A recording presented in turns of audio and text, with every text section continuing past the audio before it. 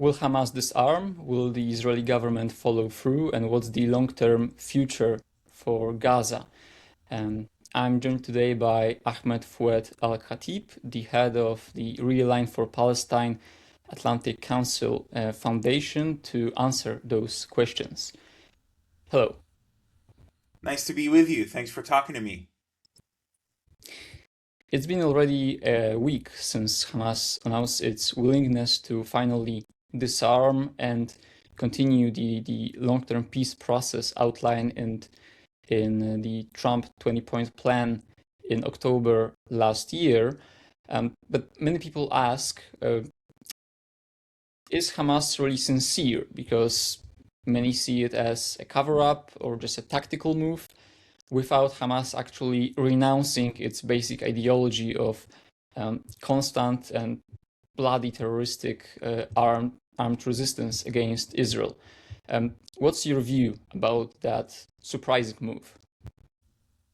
So good to be with you. I appreciate the opportunity to speak to your audience. I very much so think that this could be, if implemented correctly, the beginning of a significant shift in how Gaza is administered, a monumental change, if you will, in terms of the armed resistance narrative as it has been promulgated and promoted by Hamas over the last nearly 4 decades.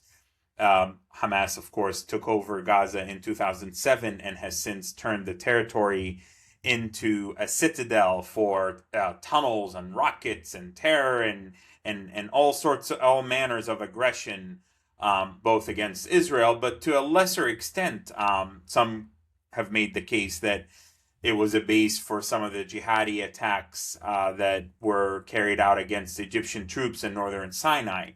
And so for Hamas, for the longest time, the weapons, the resistance was kind of its core foundational element, if you will. I've been using the metaphor of you can't have olive oil without olives.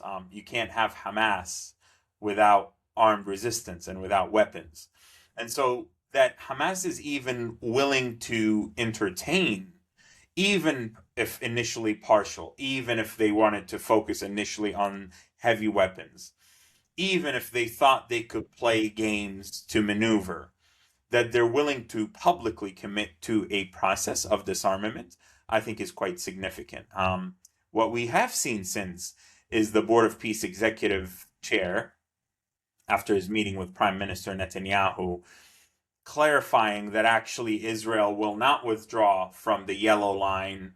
That's the yellow line, of course, is the border, is what demarks the Israeli side of control in Gaza versus the Hamas control. Israel controls roughly 2/3 of Gaza's territory. This yellow line began as roughly 50% of Gaza's territory on October 2025, when the ceasefire took place last year, 10 months ago. And since then, Israel has actually gradually moved that yellow line and has kept up strikes against Hamas. So now you have Hamas and 2 million Gazans essentially surrounded and squeezed into about a third of Gaza's territory. And so Israel clarified that it won't withdraw until the disarmament is complete, A, and B, that it not only wants to see the disarmament of heavy weapons, and that's the mortars, the RPG launchers, the rockets, the IEDs, but it also includes the tunnels. But Israel also wants the small arms, the AKs, the Kalashnikovs, the M16s, potentially the small sidearms. Actually, those are the guns that were used to carry out most of the atrocities on October 7th. But also, those are the guns that Hamas uses to impose its rule upon the population in Gaza. So I thought that was a very interesting development. Some considered it basically instead of Israel saying no to the deal, it actually enforced or re-entrenched a long-held demand that it wants all weapons to be disarmed. Hamas said this isn't what we agreed to. At the same time, they actually didn't say we won't proceed with the agreement. So it does appear that, generally speaking, the agreement is holding. Palestinian Islamic Jihad, another faction in Gaza, said that they're participants in this agreement, and Israel supplied lists of clans, families in Gaza who are supposed to be disarmed as well. So in totality, I think this can be the beginning of something truly quite significant for Gaza's trajectory. All right, but let's say Hamas partially disarms, and then a third party comes in to govern Gaza. Say, for the transitional period, it would be some kind of international committee, right? The NCAC. Maybe in the future it would be Palestinian Authority, but Hamas may surrender its formal authority in Gaza and remain its real ability to enforce its will upon the population by adopting the Lebanon model that Hezbollah has been adopting since many years now, where Hamas would not be included in the governing body. It wouldn't be included even in the some maybe not armed forces, but the police structure of the new Gaza. But it will still be powerful enough and run those parallel institutions in parallel to the official government, which would allow them to, for instance, launch new attacks from Gaza on Israel, even if the official authorities of the new Gaza are against it. Aren't you afraid that that could be the case? Absolutely, that's a possibility. The idea of like a Hezbollah 2.0 model, where Hamas reigns, but it does not directly rule. And so that could very much so undermine the process of transformation, the transitional process that occurs in Gaza. And there's also the risk that elements of Hamas might go rogue or might not adhere to the agreement. Some of the group might adhere to it and seek kind of a political platform. Some of them might seek an off-ramp that includes a political pathway, that includes integration with the new incoming government, and ridding themselves of basically Hamas's ideology.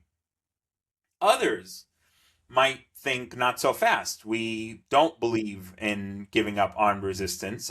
We want to have Gaza remain a thorn, if you will, in Israel's side. So that's a distinct risk. But I think at the end of the day, you can't problem solve all of those possibilities at this stage. You cannot. You can anticipate them. You can try to mitigate them down the road. For the time being, the good news is you have a finite arsenal of weaponry that Hamas has in Gaza. That arsenal, the AKs, the bullets, the rounds, they can't smuggle anymore through Egypt.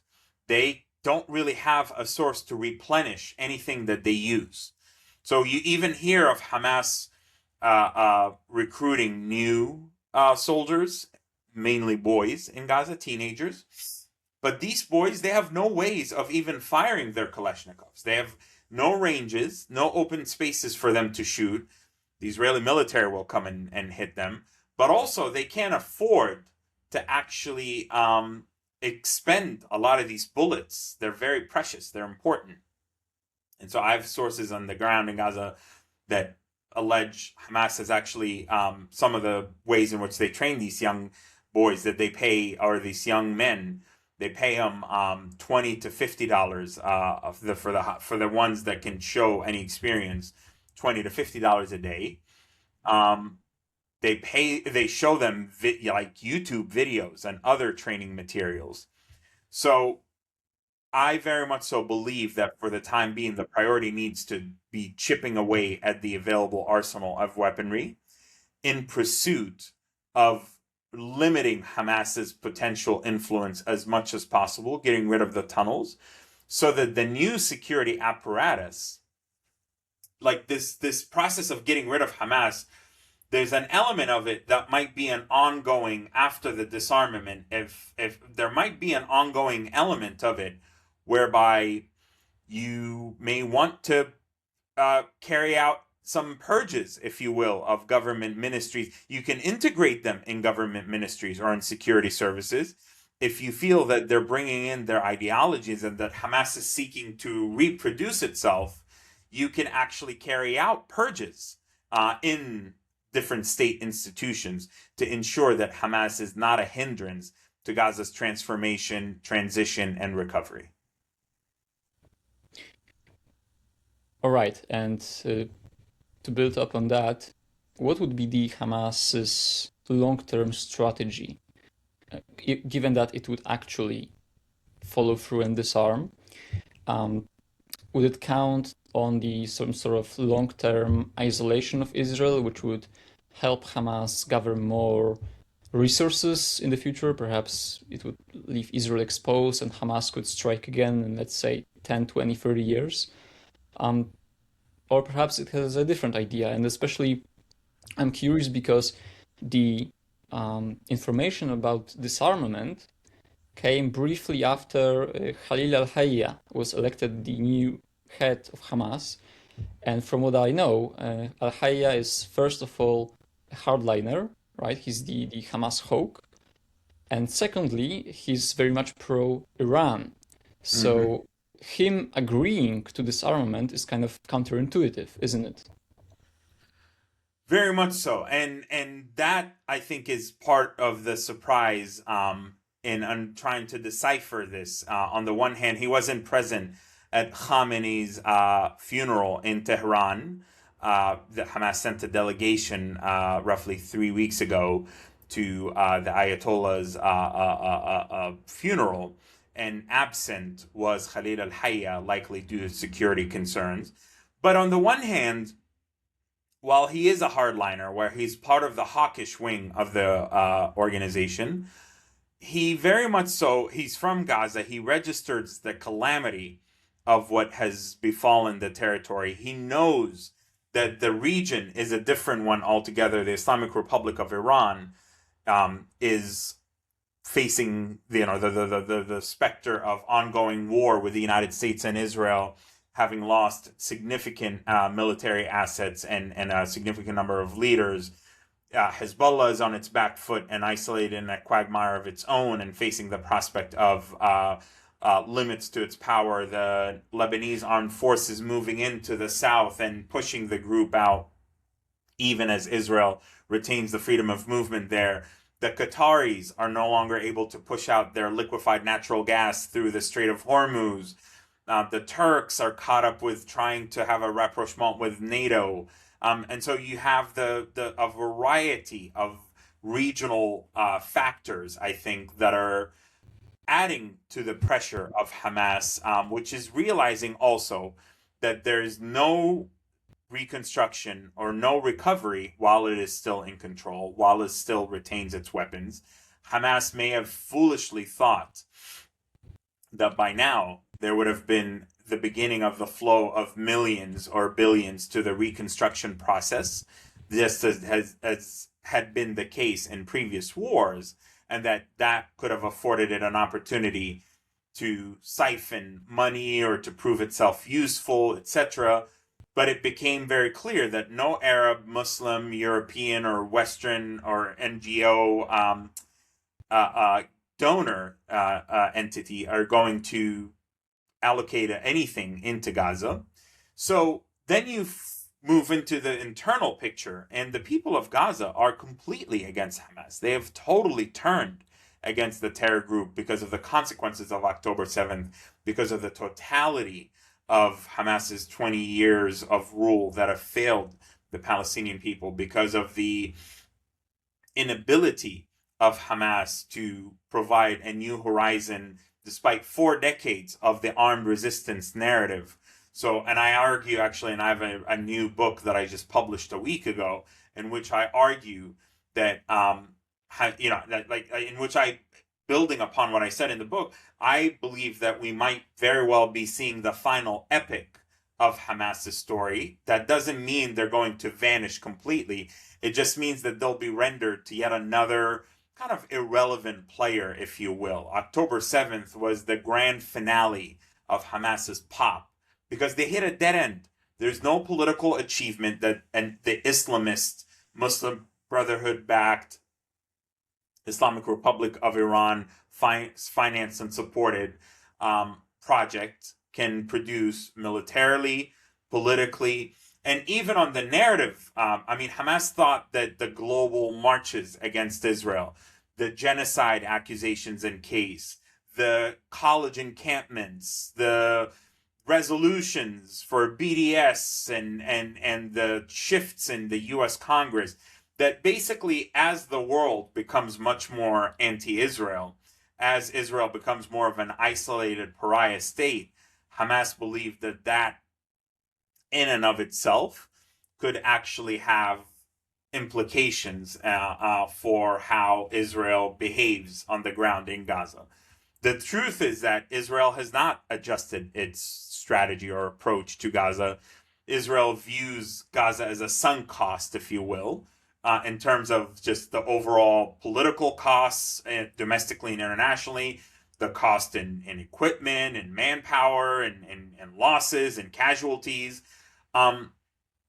Even with the upcoming Israeli elections, there's a baseline of agreement among the security establishment, among all the candidates, whether it's Lapid, whether it's Netanyahu. The differences when it comes to how to approach Gaza are generally cosmetic. That's not to say that I think Netanyahu is the continuation of Netanyahu would be good, but it is simply to say that Hamas's bets have failed, that Israel is going to be isolated, that Israel is going to be delegitimized by the brutality of the war in Gaza. So any way you slice and dice it, the population is against them. They only can maintain rule through the power of the gun, and they know that it's a dead end, and that they have to basically give up, or else Gaza will be lost, and they will forever be associated with the end of the Palestinian people's really their existence. I've long argued that, in a sense, Hamas is a far more existential threat to the Palestinian people in Gaza than Israel ever was or will be.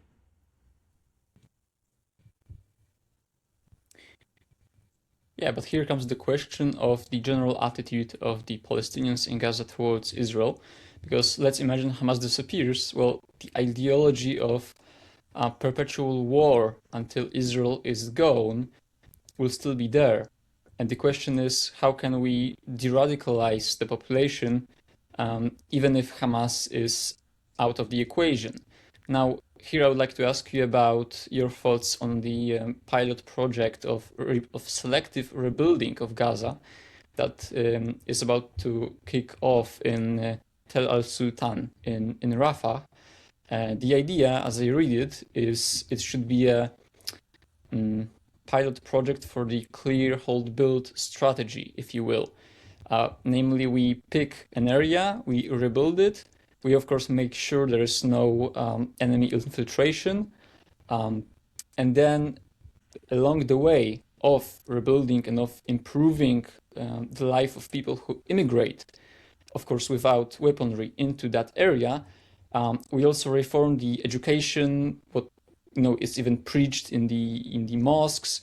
We basically put the Saudi and Emirati curriculum into schools. Would you say that has an opportunity to be done all over Gaza? So I certainly think that the operational shifts to the environment in Gaza with regard to Hamas, with regard to the disarmament, have to be coupled with a narrative shift as well as a shift in the quality of life and the reality for the civilians in terms of their day. You can't de-radicalize a population or hope to de-radicalize a population when they don't have their basic needs met, when they're living in tents, when they're living in abject poverty and horrendous suffering after 3 years of a devastating war.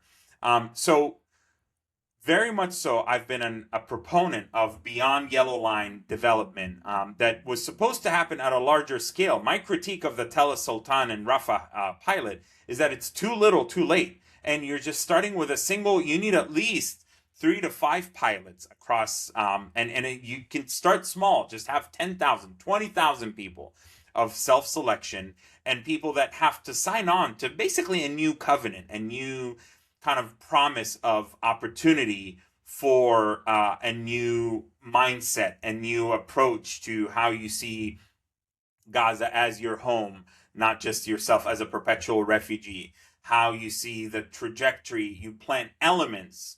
You don't solve the conflict for them, or you don't tell them, don't think about the conflict anymore because it doesn't exist, but you basically create realistic frameworks about how Israel is here to stay, and your Palestinian rights and sovereignty don't have to come at the expense of Jewish safety and Israelis' right to be there in safety and security. And so my belief is that those pilots should have been accelerated right after the 2025 October ceasefire.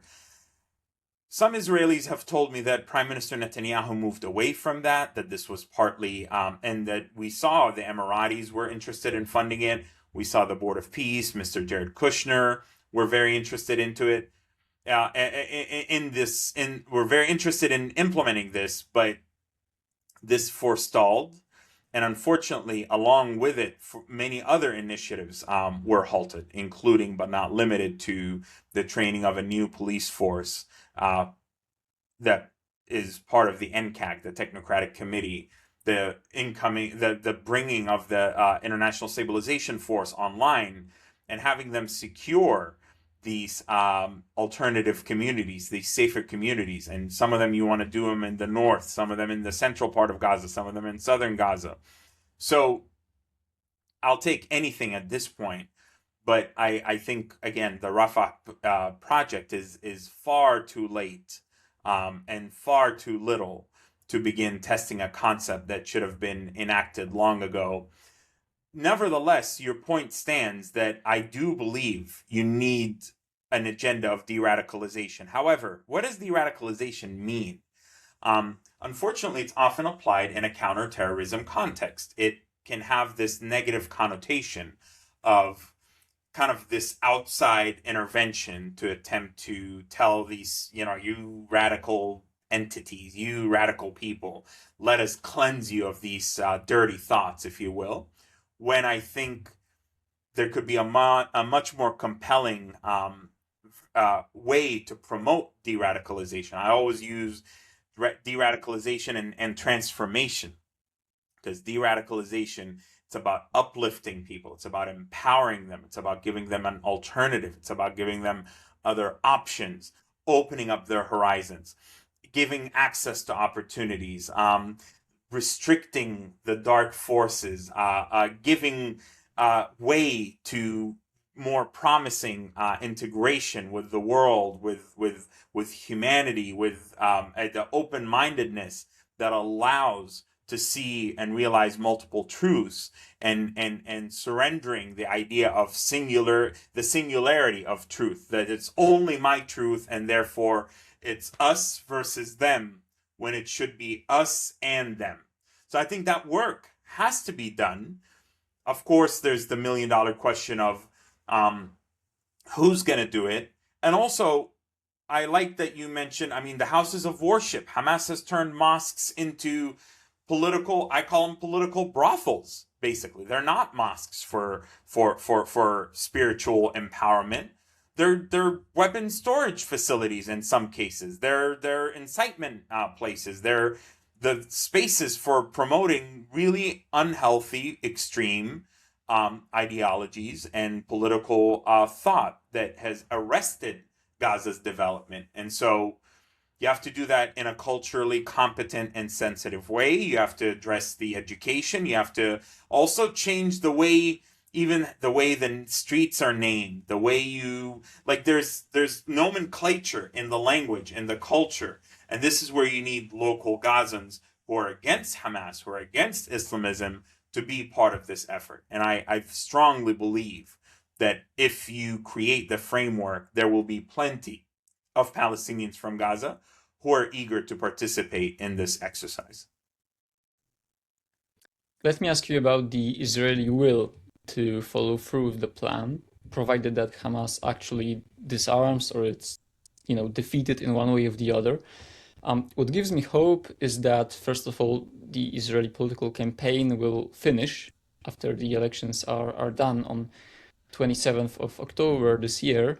And also, first of all, the US has a role. It has a lot of leverage over Israel. And also,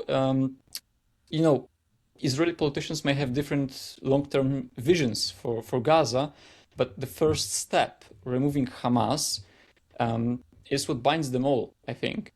And, if we do that step, then it's much more easier to reconcile the more long-term perspectives. But I see some voices who say that, well, Israel will not want to follow through with the plan, first of all, because it will see implementation of a better day for Gaza, even without Hamas, as essentially returning to the status quo before October 7th.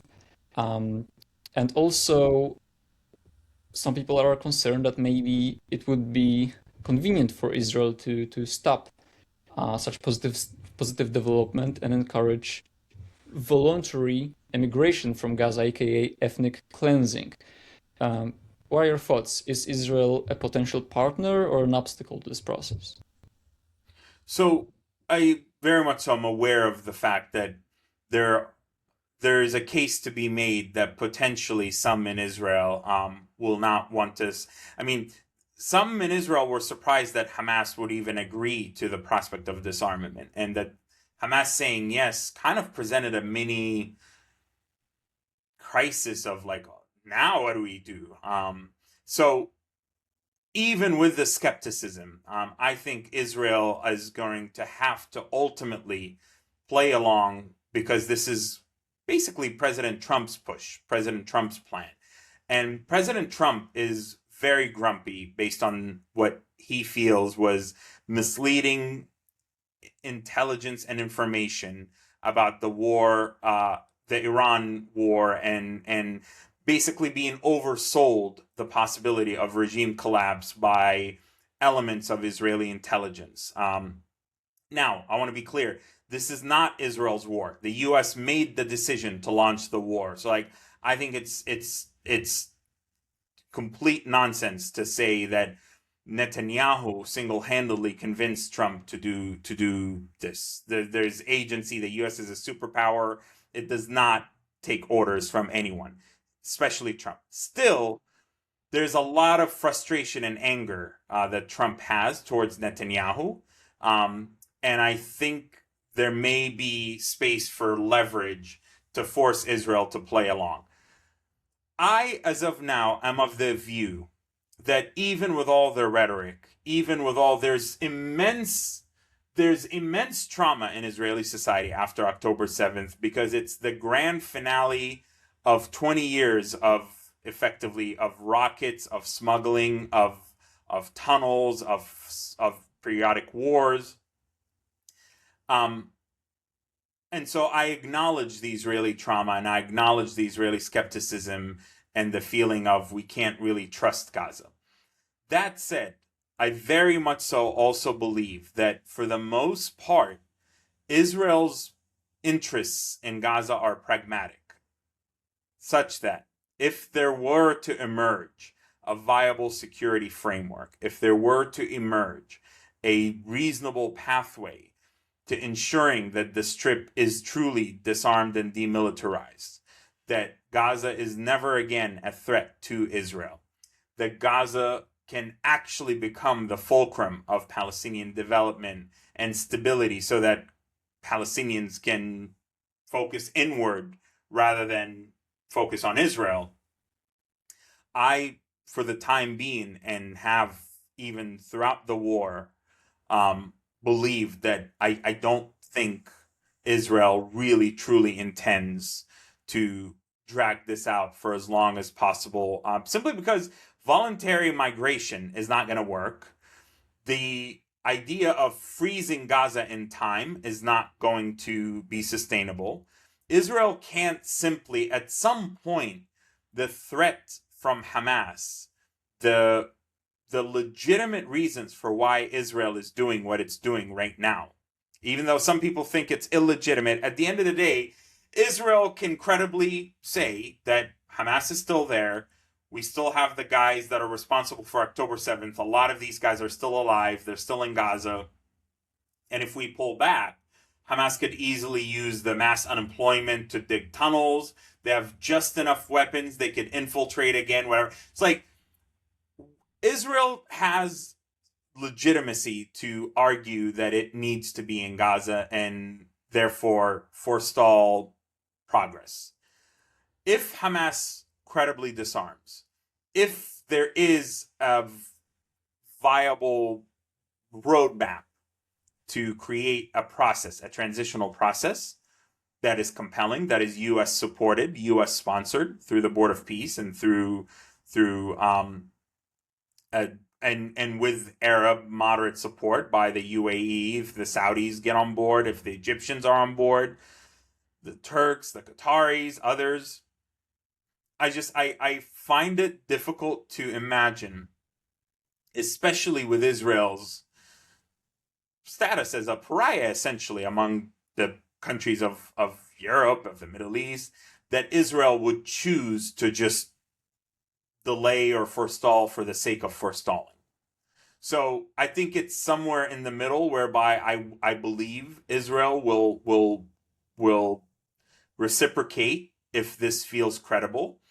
But I also understand that the trauma and the frustration and the anger towards what had become of Gaza and the failure of international players to understand where Israel has come from is what's driving a lot of the Israeli calculus, rather than the fascist forces in the Israeli political landscape, like Smotrich, Ben-Gvir, Eliyahu, and some of these other ultra-nationalist far-right people that are, for the time being, likely to recede from actually having any meaningful access to governance. Last question, because we talked about Gaza, what about the West Bank?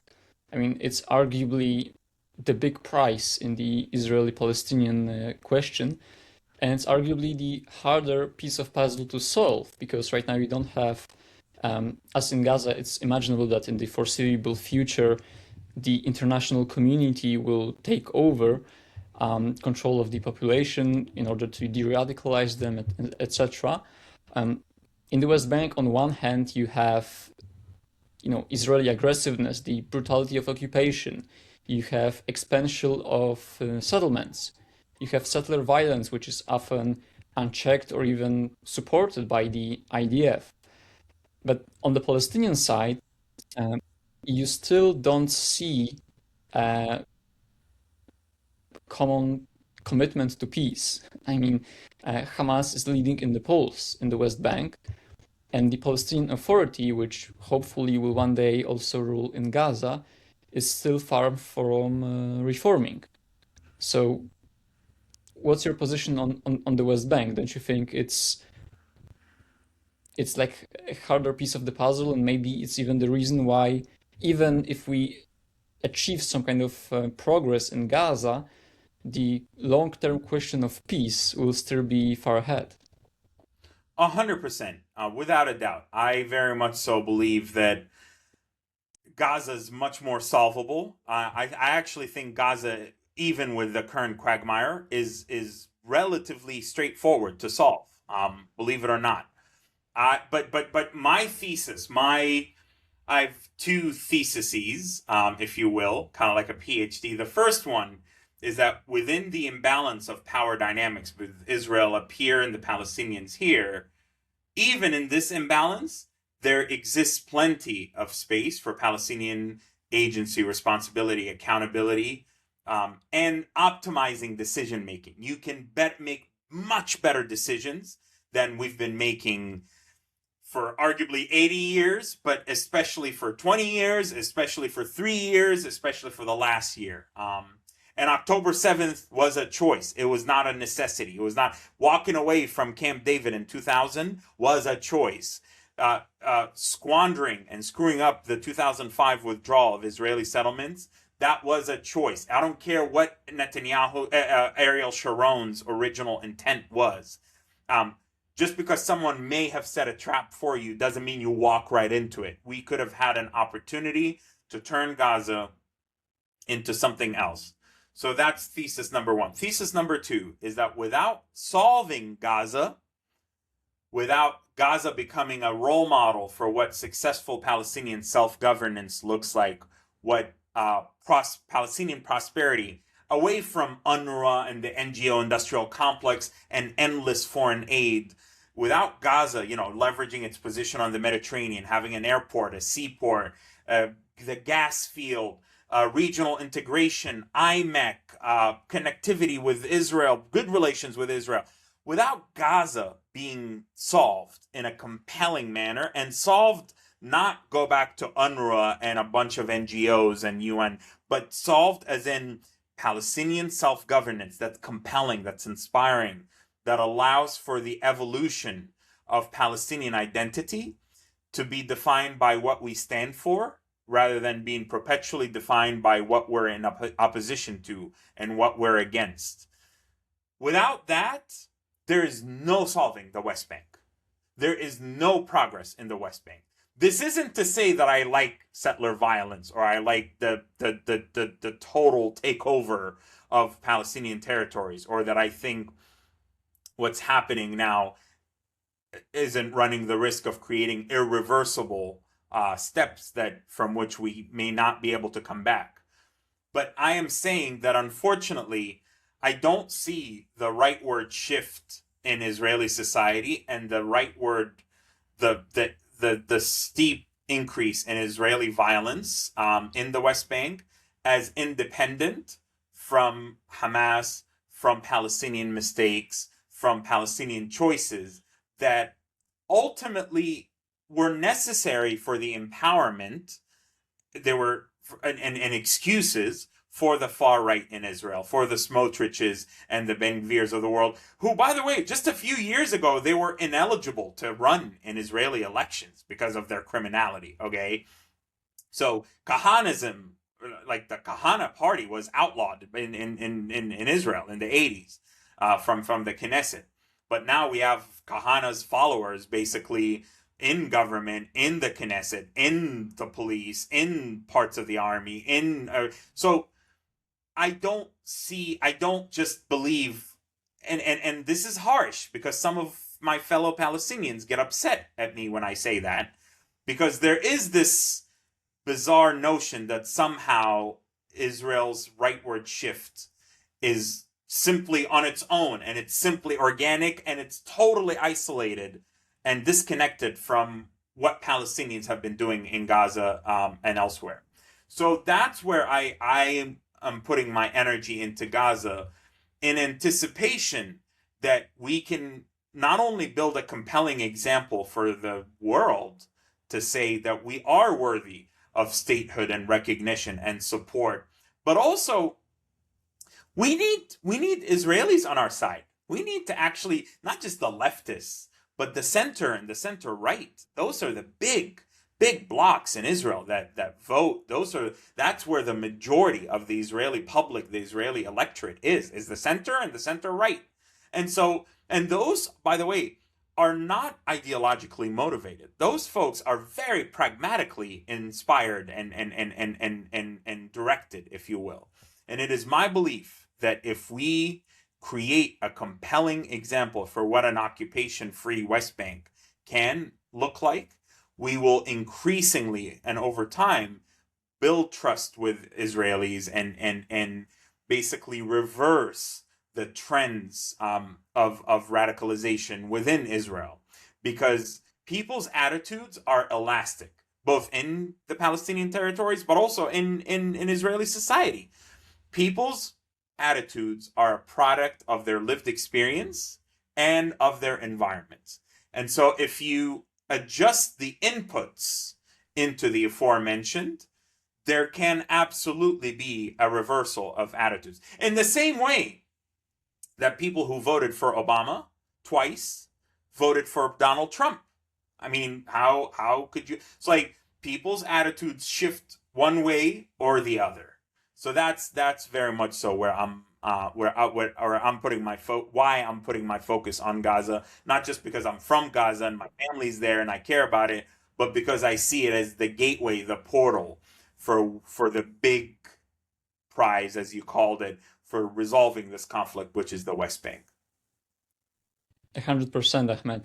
That's actually what I'm saying to my fellow pro-Palestinian students in Paris, or while I was talking with them over the past 3 years at Sciences Po.